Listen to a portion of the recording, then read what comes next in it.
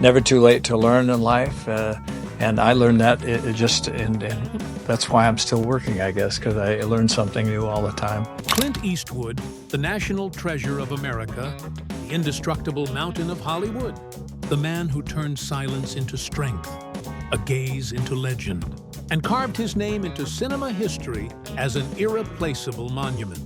For more than 7 decades, he has not only played heroes, but become the living embodiment of resilient America. A man of solitude and silence, unyielding against the storms of time. From a poor boy of the Great Depression, he climbed to the peak of glory with calloused hands and unbreakable will. Over 70 films, 4 Academy Awards, and hundreds of millions of hearts worldwide have bowed before that steel gaze, the gaze of a true legend. No one else, only Clint Eastwood, symbolizes strength, determination, and immortal pride. His fortune is staggering. More than $400 million in net worth, estates across the United States. The Mission Ranch Inn in Carmel by the Sea, lovingly restored from ruins. Tahama Golf Club, a private paradise carved into the hills of California. Vast Northern California ranches, luxurious residences in Bel Air, Sun Valley, and Idaho. Every acre, every brick reflects the class of a man who mastered his own destiny. No one in Hollywood has built a legacy as enduring, an empire of discipline, freedom, and silence. But brilliance comes with a price. Clint is the father of 8 children by 6 women, a family stretched across generations. Fame brought glory but stole peace. He has everything: wealth, power, legend. Yet he lost time, love, and the years beside those he cherished most. Let us walk through his life of glory and storms, the journey that built his fortune, and what he left behind for his children and the world. Before Clint Eastwood became Hollywood's last real cowboy, he was a forgotten child of America's hardest years. Born May 31st, 1930 in San Francisco, as the Great Depression tore across the country, he weighed 11 pounds. So enormous nurses nicknamed him Samson. Strength for Clint wasn't a gift, it was a demand.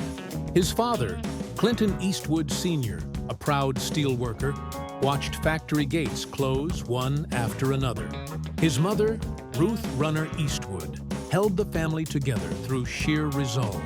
Love wasn't loud, it was quiet. Endurance stretched thin through whispered arguments at night. Clint later recalled, "You could hear everything in those walls, especially the sounds that hurt." By age 10, Clint had lived in more than a dozen towns along the West Coast. Each move meant starting over. New schools, new faces, new shame. Some nights, they slept in their car under flickering streetlights. Ruth wrapped his baby sister Jean in her coat, while Clint pressed against the car door, blocking the cold. Hunger went unspoken. Silence was cheaper. Through the windshield, Clint watched the world blur in wet streaks of yellow and gray, wondering if any of those glowing houses ever stayed in one place. In that stillness, he learned to read his parents' fear like weather. Their quiet became the blueprint of his future: control, endurance, and a belief that only what you build yourself can't be taken away. School offered no refuge. Teachers called him restless. He was held back, later expelled for carving drawings into a desk. A small rebellion against a life that refused to stay still. Control came from an unlikely place: music. At 12, he found a broken piano in a neighbor's garage and taught himself to play until his fingers bled. That battered piano was his first act of creation. Proof that effort could build beauty, that discipline could tame chaos. By 15, Clint had already learned truths most men spend a lifetime avoiding. Love can vanish, security is borrowed, silence is safer than pleading. His parents' steel and silence became the bricks of a wall he would later build around himself. At 21, Clint Eastwood met the ocean and survived a nightmare that would carve his soul forever. Serving as a swimming instructor in the U.S. Army in 1951, He boarded a Navy aircraft bound for Seattle. Somewhere over Point Reyes, the plane plunged into the dark ocean. Metal screamed, waves swallowed, and Clint was nothing but a body in freezing Pacific waters, clinging to life with empty hands. For over 2 miles, he fought the sea, muscles locking, heartbeat slowing. He wasn't just fighting to live. He was refusing to disappear. When he crawled onto the jagged shore, trembling, soaked, half-conscious, the stars above were witnesses. That night taught him that survival was not noise, but focus. Time, not money or fame, was the real currency of life. He carried that truth into every frame, every empire he built. Hollywood in the early 1950s devoured dreamers. Clint arrived with no training, no connections, barely enough money to keep a room. Some nights, dinner was stale coffee and a half sandwich. He took odd jobs, digging pools, stacking lumber, carrying props. Casting directors dismissed him. Too stiff, too quiet, too serious. But he observed. He studied. He learned that patience was his only currency. By 1959, he landed a role in Rawhide. The hero was the focus, but audiences waited for him, the silent sidekick, to speak. His stillness made him unforgettable. Fate came in the form of Sergio Leone. Clint nearly turned down a fistful of dollars for its minimal dialogue. Yet silence felt like home. The film cost $15,000, earned over $20 million, and changed cinema forever. With For a Few Dollars More and The Good, the Bad, and the Ugly, Clint Eastwood became a global icon. Fame grew, but so did solitude. "I've always felt like an outsider," he admitted, even at the height of stardom. Strength born from restraint became the essence of his characters. The Man with No Name, Dirty Harry. They were reflections of the boy who whispered to himself in the dark, "Don't disappear."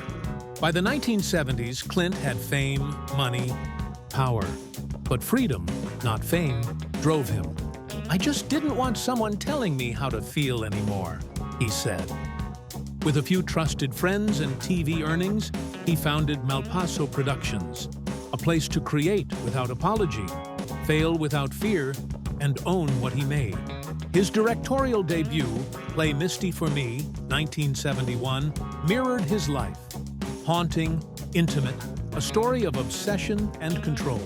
Critics were divided. Approval was temporary. Ownership was forever. Unforgiven, 1992, stripped the Western to bones. Guilt, loss, redemption. 2 Oscars followed, but independence was the true victory. Subsequent films like $1 Million Baby and Gran Torino only added bricks to the fortress he'd quietly constructed. His wealth wasn't vanity. The Mission Ranch Inn, Tahama Golf Club, sprawling ranches, and homes from Bel Air to Carmel were insurance against ever being powerless again. Behind the camera, he ruled with calm precision, guiding with nods, pauses, and whispers. Crew members said filming with him felt like being inside a heartbeat. Quiet, steady, deliberate. Every look meant something. Through silence, he directed stories of wounded men, stubborn survivors, reflections of himself. Yet personal life carried shadows.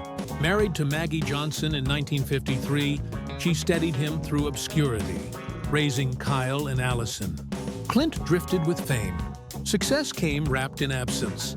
Rumors followed. Kimber, Scott, Catherine, Francesca, Morgan. Some children met him later. Some never bore his name. Maggie never fought tabloids. She quietly loved him, preserving a family that might never be whole. Their marriage ended in 1984, not with scandal, but with quiet understanding. Clint kept the road. Maggie kept the home. Love returned in 1972 with Sandra Locke. Together for 14 years, their lives mirrored their on-screen collaborations. Intense, consuming, fragile. 2 pregnancies ended before life began. Choices made under pressure marked both with loss. Love became loss. Passion became silence. Trust became memory. Sandra passed in 2018. Clint said nothing publicly. Silence wasn't indifference. It was grief for a man whose life had been built on control. Her absence haunted him, a ghost in the halls he restored, a shadow in every piano note. Later, Clint found quiet love in Christina Sundareya, a restaurant hostess at his Mission Ranch. She brought stillness. For nearly a decade, she was the rhythm of his days. Meals at sunset, walks along the shore, piano by his side. Yet on July 18, 2024, Christina passed at 61 from cardiac complications. Clint issued only a short statement. Christina was a lovely, caring woman, and I will miss her very much. Neighbors noticed his change. Blinds drawn, piano untouched, garden untended. At her private service, he lingered alone, whispering something unheard. Christina had been his quiet redemption. Her loss restored the fragile silence of absence. Fatherhood was Clint's hardest role. 8 children by 6 women, some unaware of him for years, some living in the shadow of his fame. Birthdays went unmarked, letters unsent. The man who played protective fathers on screen struggled to show warmth at home. Clint Eastwood's life proves that greatness comes from scarcity, silence, and endurance. He rose from the depths of the Depression and near death at sea to become a Hollywood legend. But no fortune or award can reclaim lost time or missed moments with loved ones. In the end, Clint is more than a cinematic icon. He is a testament to resilience. The quietest man may hold the greatest strength, and survival remains the foundation of all else.